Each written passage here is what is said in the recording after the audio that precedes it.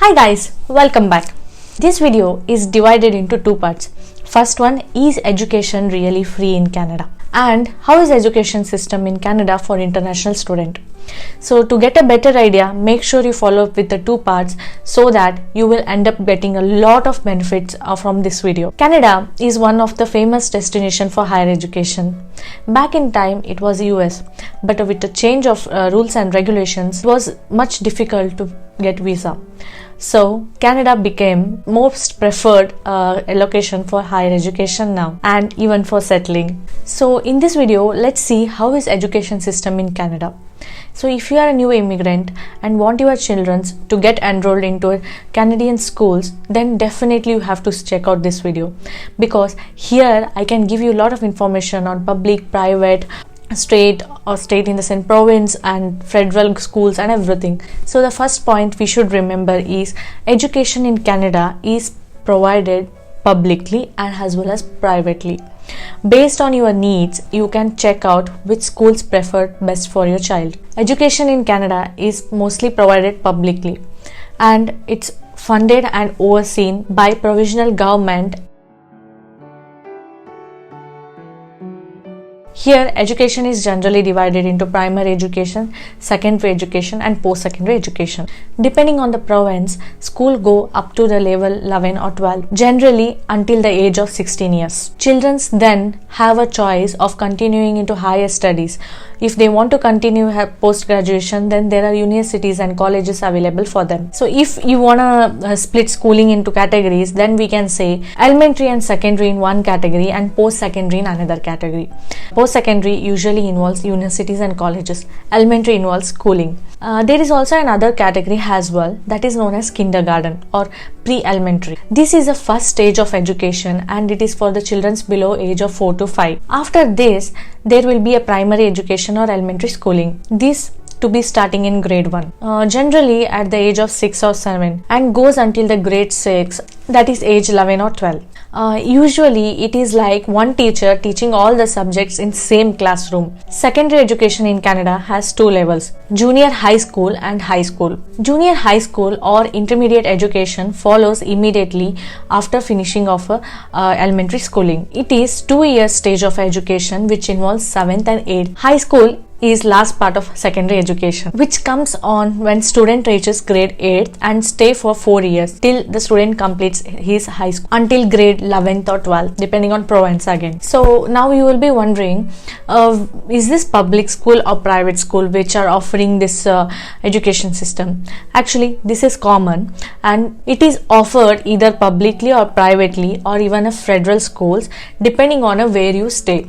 So in Quebec, as you would have seen, the new law has come up now. New bill has been passed saying that even the temporary residence children who is going to school in Quebec has to enroll in French learning. Before it was not like that. It was when it was in English medium. You can choose it if you want to send it to a child to English medium or you want to send your child to French medium. So it was depend, but now it's compulsory French only. So depending on province, it will change accordingly. So this is a brief idea about the schooling. But now after schooling, after 12th grade, what now? So now it is a post-secondary education. Post-secondary schools are colleges, universities, private career colleges, vocational and training schools. Each post-secondary school has its own set of rules and how to apply. So now you got an idea about how schooling system in Canada. Now the main point is education really free in Canada? Although there is not only one education system in Canada, but basically public education is in fact free for the residents of Canada until 11th or 12th grade. Now you will be wondering, what if I have study or work permit? What will be my child's status? Usually minor child who is already in Canada accompanied by their parents who has having work permit or study permit can study in Canada without study permit till grade 11th and 12th until they are 18 years of age. They can study without a study permit in Canada preschool, primary and secondary level. This is a very important thing. Now I don't know because of COVID it's there or not. There are newcomer service centers where you can able to find a lot of information, maybe applying SIN or applying health insurance or getting the school information, everything. But I'm not sure due to COVID how is it now. Anyway, I'll leave the link in a description so that you can go and check if it's still available. So this is all about the education system in Canada. If your child is accompanying you with a work permit or study permit, then definitely they are able to study without study permit till secondary schooling. But after secondary, like the post secondary, then definitely they will be needing a study permit to study in universities or study in colleges.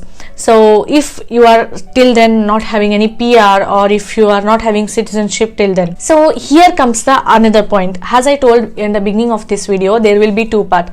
First part, we saw how is actually education system in Canada and is it really free, and now the second part. So I have also made a video on a study permit, how to get a study permit. I have linked it in I button. You can go and check it out. So that will help you to understand the first basic step. If you are enrolled for higher education as an international student, you will be able to complete your education in Canada like other countries. Again, there are public and private universities and colleges where you can get enrolled accordingly. Tuition fees for public universities averages between 7,500 Canadian dollar to 22,500 Canadian dollar per year, depending on a education or course or a college you choose. While of course the tuition fees for private universities will be much more higher than this, as you have to be paying an international student tuition fees. Actually, one day for this video I was just checking what will be the tuition fees for Canadian residents or a permanent residents in Canada, and what will be the tuition fees you will be paying as an international student. It is much more higher. So if you are preferring, if you have a points, then make sure you take a PR and get into Canada for even higher studies. If you don't have a point and you want to increase your points by studying here, then you can go and get in as an international student. But that is much more higher compared to getting being a PR or citizen over here. For this, you can check out more on my study permit video, where I have spoken about some important things which you have to consider while taking study permit. So this is all about the topic. If you enjoyed the content of this video, then make sure to like, share and subscribe to my channel to keep me motivated to do more such videos. Actually, now before what I did was like weekly I uploaded video, but now I am not able to upload weekly videos because of my tight schedule. I have a work and I have even study, so I'm not able to do that. But if you share or subscribe to my channel, it will really keep me motivated so that I can come up with a lot of content which will help you also to move to your dream country. So as I mentioned earlier, we weren't planning to get a PR, and soon I'll come a video on that also.